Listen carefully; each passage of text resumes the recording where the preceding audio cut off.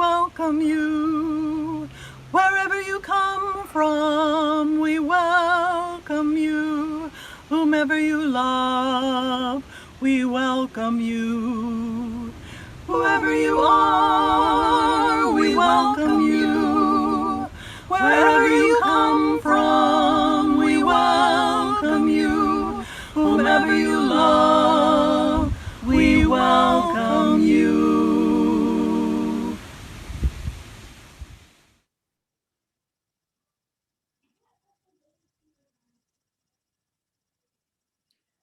Good morning, everyone. I am Kevin McCluney, and I will be presenting service today. Robin Perry and Lisa Merrill Price are providing technical assistance. Thank you all so much for tuning in today.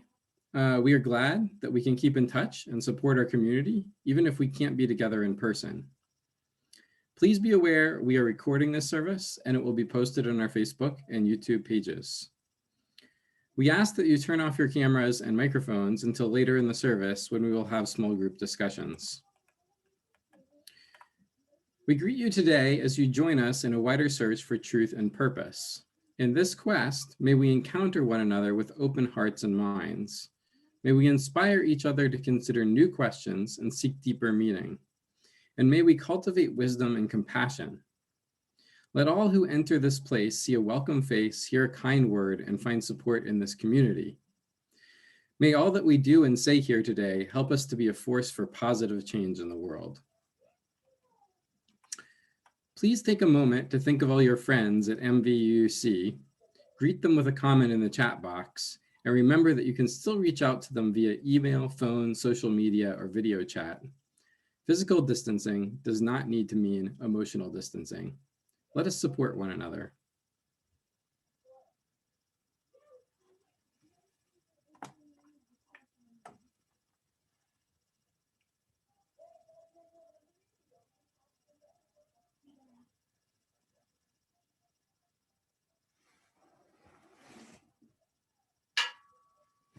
It's not the same as our normal bell, but okay, so we're going to move on. Visitors, as we are a diverse group with varying interests and beliefs, our services are varied in format, tone, and topic. We encourage you to view several services to gain a good understanding of our congregation. If you'd like to receive our weekly email newsletter, please email us at news@mvuuc.org. It should be found in the chat shortly. MVUC remains committed to supporting our members and friends during this difficult time of social distancing. For that reason, we are coordinating assistance with groceries, phone calls, and other needs. If this sounds like something that that would be helpful to you, please send an email to sac@mvuuc.org with your name and what kind of assistance you would like to request. Now is the time for announcements. Announcements can be sent ahead of time to services@mvuuc.org to be read. If you have an important announcement now, you can raise your hand by clicking the raise hand button at the bottom of the participant box in Zoom. Then we will announce your name and you can turn on your mic and camera so you can make your announcement yourself. Robin, are there any announcements today? Yes, Megan just raised her hand, so I'm going to ask her to unmute and start her video. Hi, everyone. So I have a bunch of announcements from the Social Action Committee. First, I just want to, this will be a repetition of everything in the newsletter, but in case you haven't seen the newsletter, we had a really good response to the Children's Coat Drive during the month of December. We collected several dozen children's coats, so I'll be handing those off to Susie at Susie's Coats for Kids within the next couple of days. So I just want to say again, thank you to everybody who contributed to that. For the month of January, we're going to be doing a food and hygiene items drive to benefit the Brown Bag Food Project. So information about that is in the newsletter. But very briefly, I will be at the MVUUC building next Sunday, January 10th, and the Sunday after that, January 17th. For people to just stop by and drop off their contributions. A list of items is available on the Brown Bag website as well as in our newsletter. And finally, we will be continuing the Anti-Racist Book Club in 2021, and the book for our next go around of this book club is White Fragility by Robin DiAngelo. Sorry. So if you would like to participate in the book club, go ahead and see if you can order this book. I don't necessarily recommend Amazon, but Gathering Volumes in Perrysburg can order this for you. And if you want more information about that, I will put my email in the chat. It's just sac@mvuuc.org. Thank you very much. All right, thank you, Megan. We have a few other announcements. One comes from Winnie in the chat. Don't forget that the Spirit and Practice workshop is today after service at 1 p.m. on Zoom. And then just another friendly reminder about the blood drive that will be happening on the 9th at MVUUC. And I believe that is all the announcements we have for now. Thank you. Next, we're going to have the Chalice Lighting, which is a little different since I'm doing it from home. So I'm going to light the candle first, and then please join me in reading the words for the Chalice Lighting that will appear as a comment in the chat box.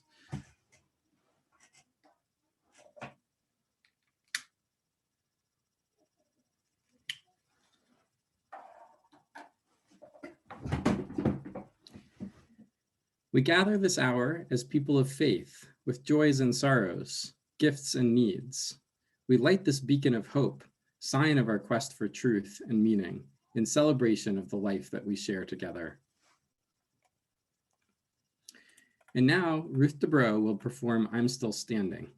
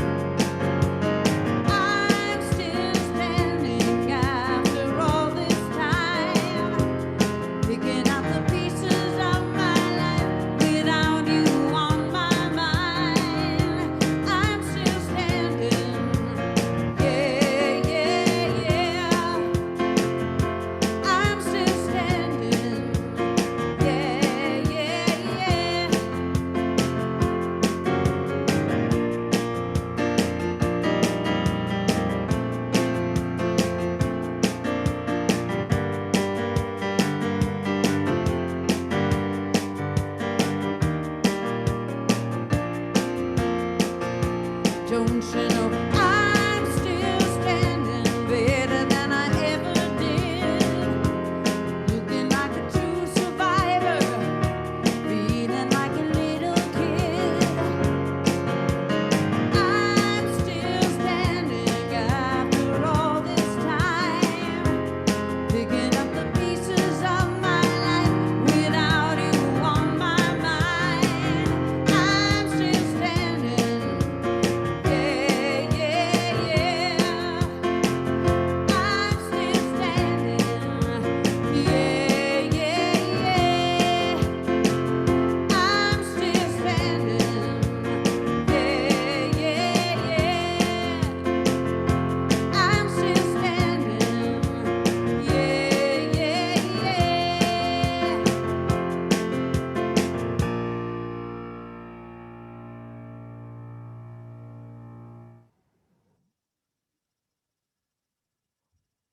Thank you, Ruth. I thought that was an appropriate song for the beginning of 2021.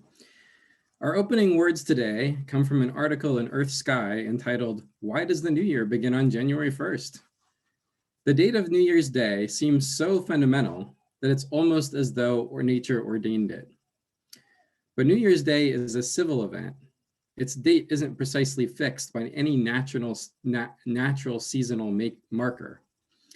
Our modern celebration of New Year's Day stems from an ancient Roman custom, the feast of the Roman god Janus, god of doorways and beginnings.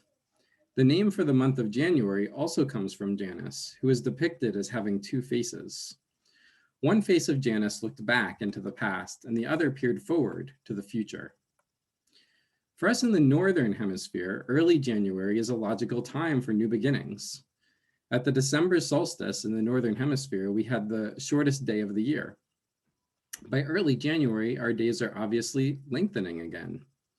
This return of longer hours of daylight had a profound effect on cultures that were tied to agricultural cycles. It has an emotional effect on people even in cities today. The early calendar makers didn't know it, but today we know there is another bit of astronomical logic behind beginning the year on January 1st. Earth is always closest to the sun in its yearly orbit around this time. This event is called Earth's Perihelion. People didn't always celebrate the New Year on January 1st. The earliest recording of a New Year celebration is believed to have been in Mesopotamia around 2000 BC. That celebration, and many other ancient celebrations of the New Year following it, were celebrated around the time of the vernal equinox, around March 20th.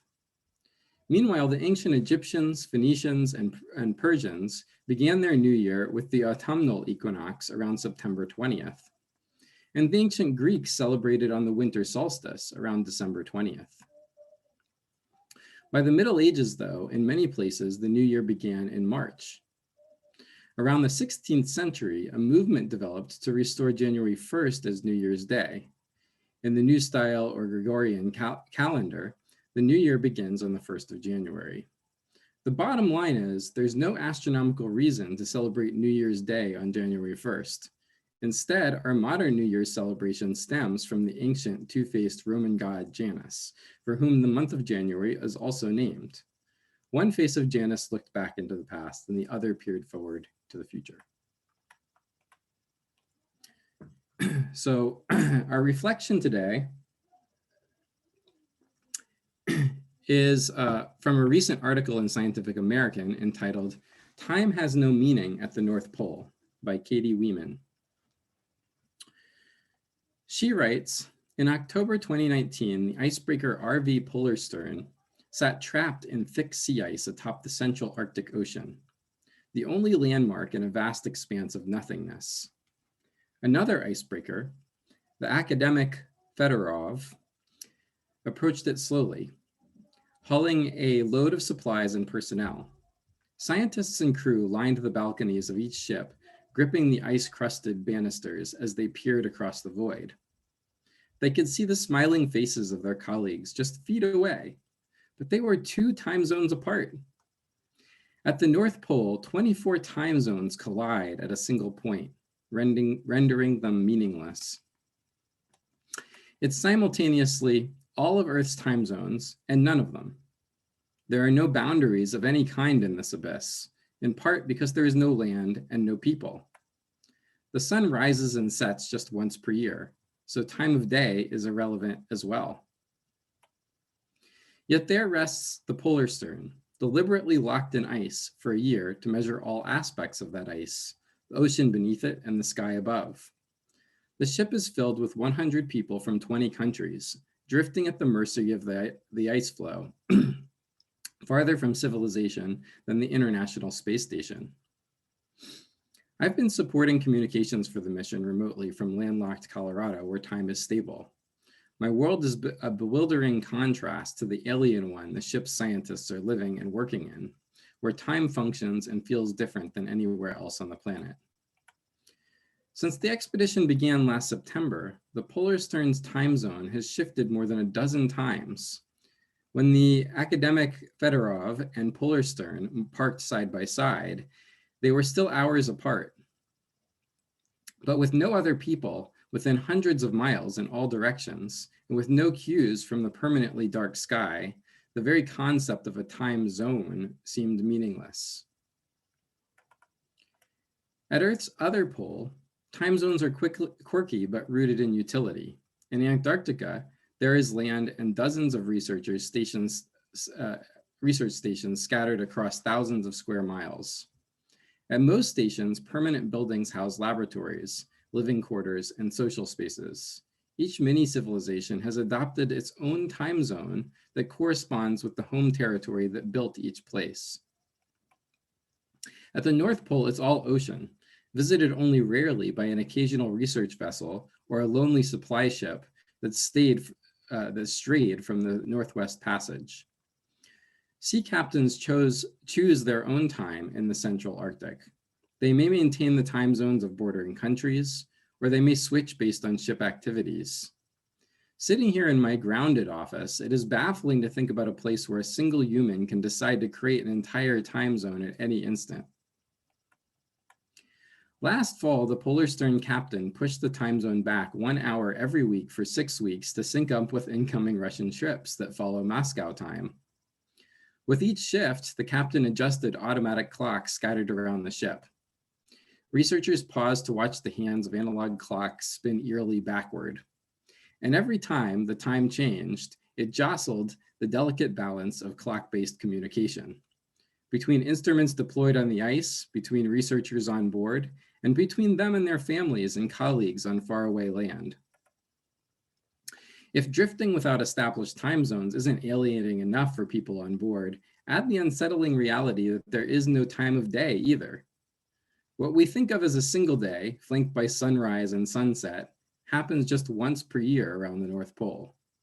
So I can't help but wonder, does a single day up north last for months? Is a year just a day long?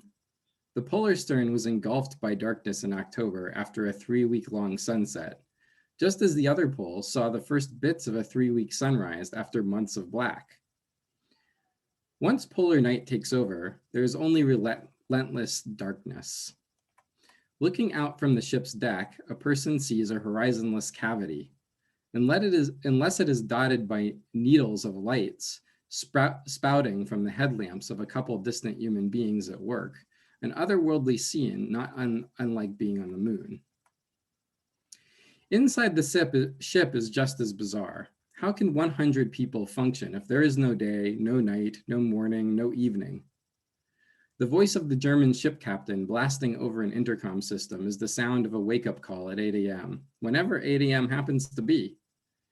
People file into the mess hall for meals, held at predetermined intervals.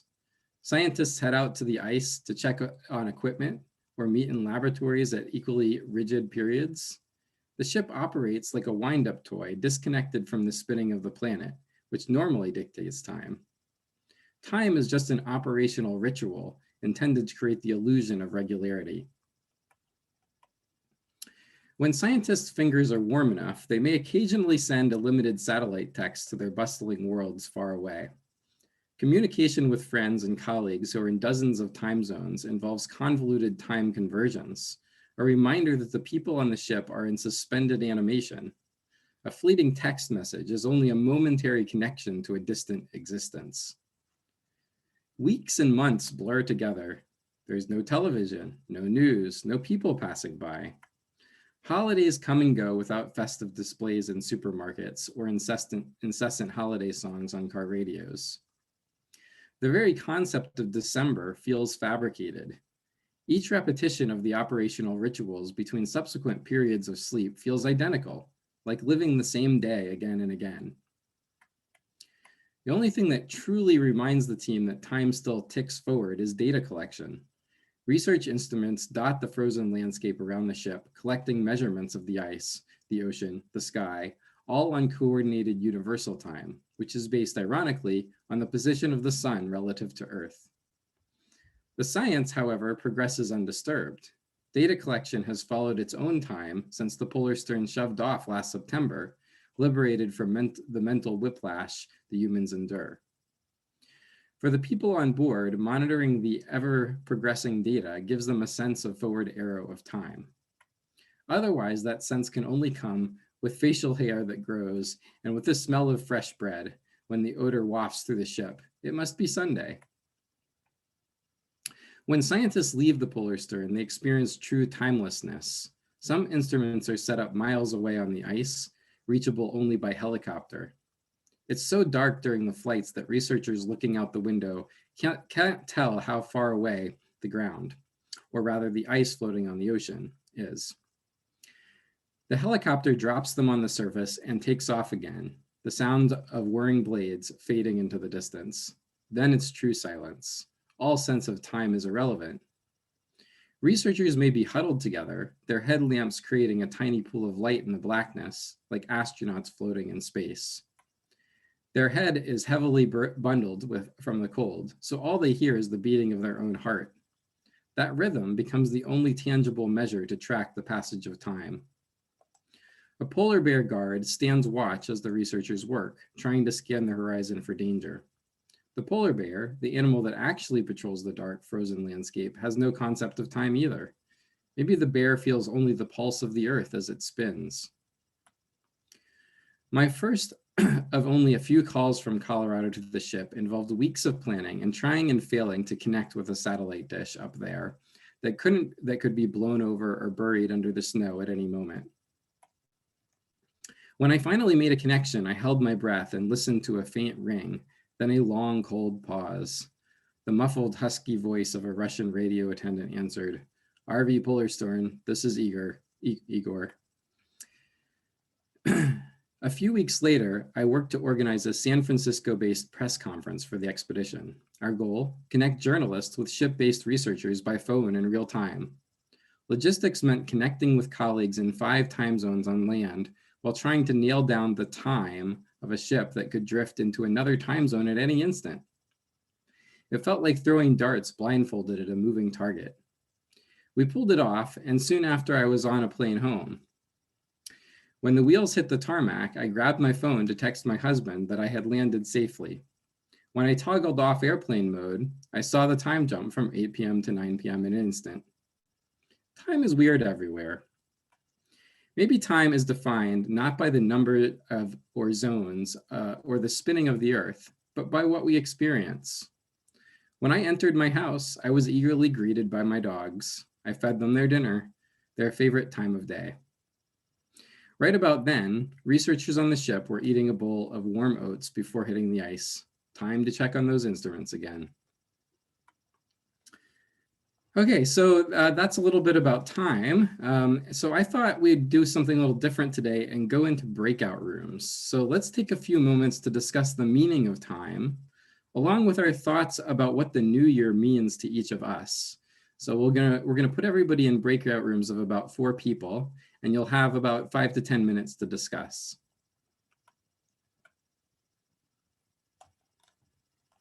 And Robin is working on that. So you should get an invitation to join a breakout room in a minute or 2 here.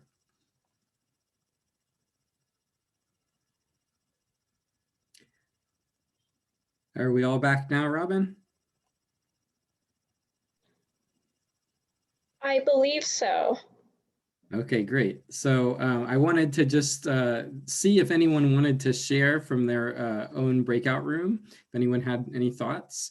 If so, please raise your digital hand and you can let us know, or you may place your thoughts in the chat and I will read them. Looks like Susan. Yeah, I can go first and get things rolling. We had a wonderful little conversation, and at the very end of it, we saw the countdown. So we did the New Year's Eve thing, 4, 3, 2, 1, and that was fun. We were talking about how we use events we kind of go from one event to another, plans that we have in our lives, routine things that we do during the week that help us mark time. And Lisa talked about getting together with friends in Bowling Green and every Thursday. And we talked about how this church service is also a mark that helps us orient ourselves to like Sunday. We also talked about the new word Blur's Day, where the whole week just kind of goes in a blur and you don't really know what day of the week it is. So it's just Blur's Day, right? And we also talked with Colleen, who is the 618 number. She's driving home from Chicago. So everybody say hi to Colleen. She's in the car. That's all I have to say. Anyone else like to share?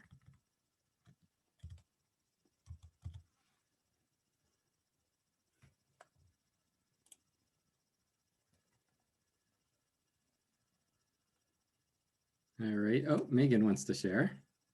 Go ahead and unmute yourself and turn on your camera. I was actually in the same group as Susan, so I'm just gonna add on. We did have a really nice group, and each of us talked about, as she said, how we mark each day with specific rituals.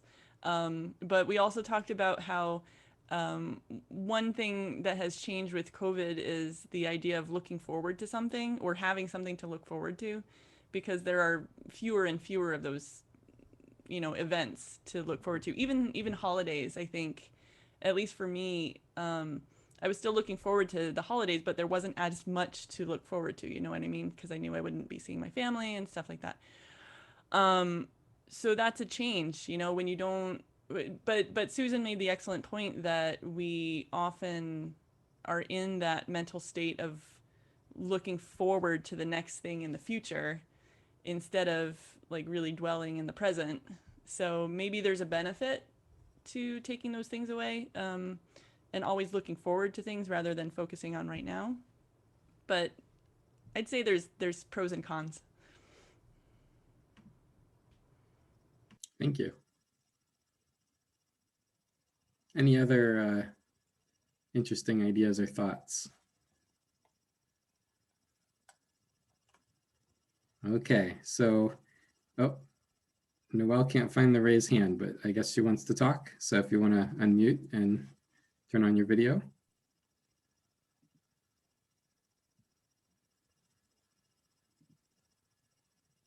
It won't let me start my video. Oh.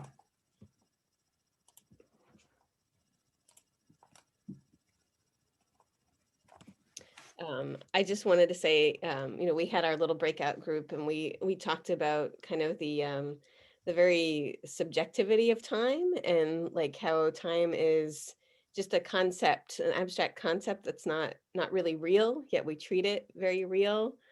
We talked about like hunter-gatherer societies and how, time is different for them, or at least, was before we were so rigid with, being able to have these, very precise time mechanisms where we can say, I'll meet you at 3:30. Before it used to be more like, sometime in the morning I'll meet you at the field.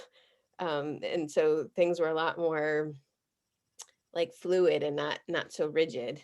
And how people, David was saying, how people are happier in those types of societies where time isn't so rigid.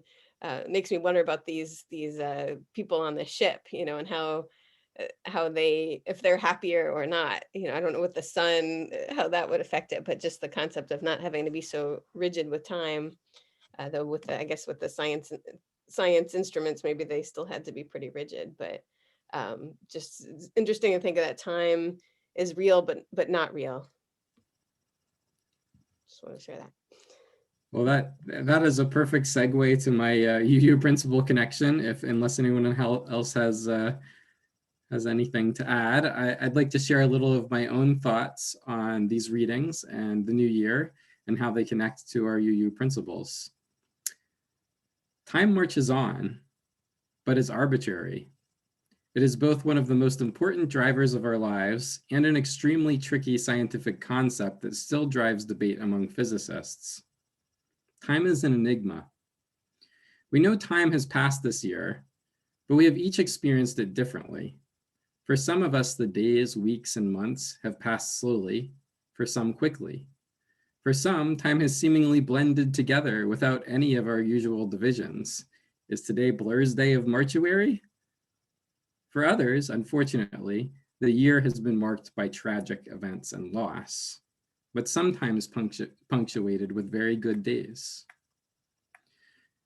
As the earlier reading discussed, there is nothing magical about January 1st, 2021 that signifies that we can leave behind the pain and drama of 2020. The date of the new year is arbitrary. But I think for many of us, we see hope in the new year, hope from a vaccine or changes in government, and that hope is desperately needed. Without hope, it is hard to live up to our UU principles. One of the things that characterizes humans is that much of our lives are made up of arbitrary dates and abstract ideas. So let us embrace that and celebrate the arrival of 2021, embracing the hope that this brings. And let us use the energy of that hope to work together to help create the better days we all want.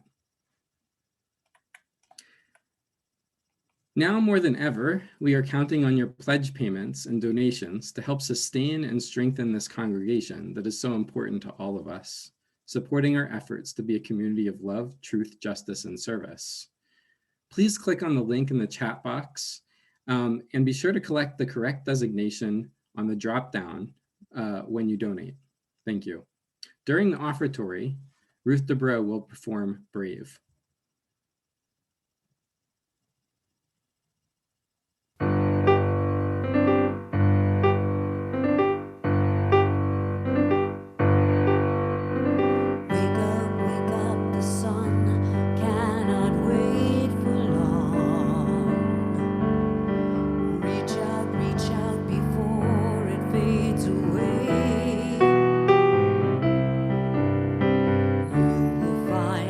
Warmth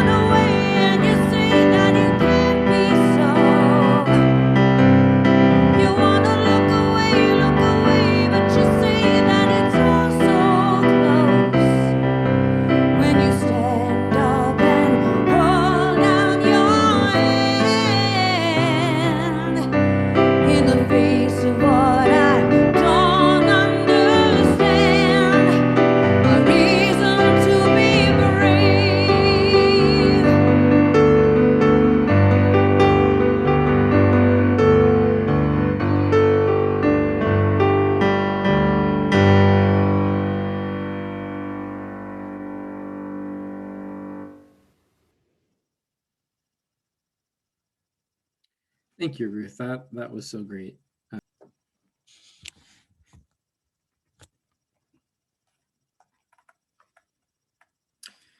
And now we will extinguish the chalice. Please join me in reading the words for extinguishing our chalice that can be found in the comments in the chat box. As we extinguish this chalice, may we find in each waking day scores of blessings and opportunities for positive change. After the service, we will turn on all videos and mics. Feel free to stay in our Zoom and chat with your fellow MVUC members and friends for our coffee hour.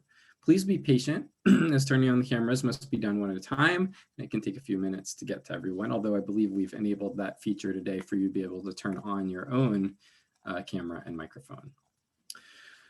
For our closing song today, Lynn Israel will sing Let It Be a Dance.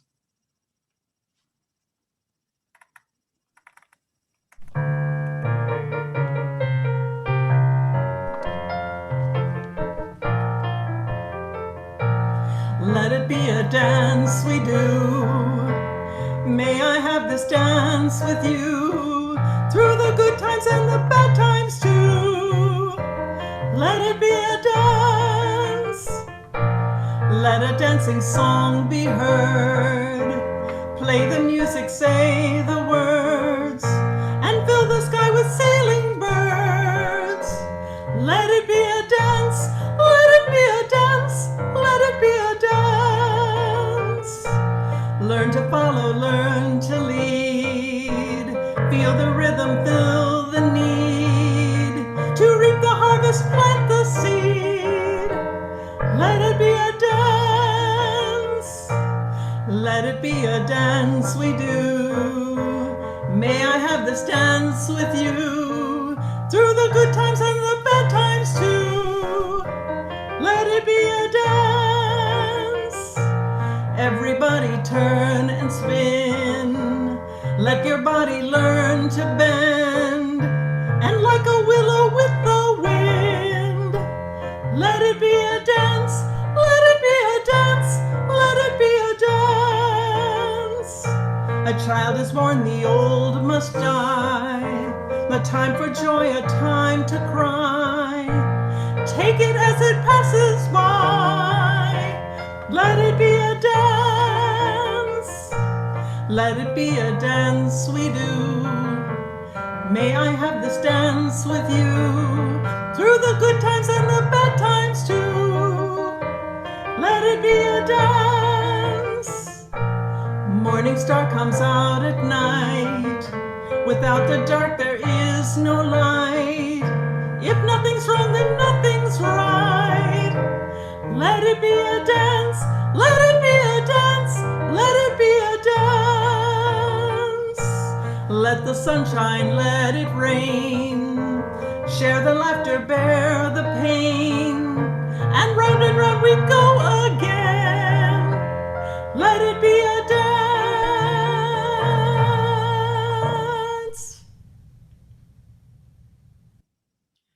Thank you, Lynn. That is the end of service, but please stay for the virtual coffee hour that follows.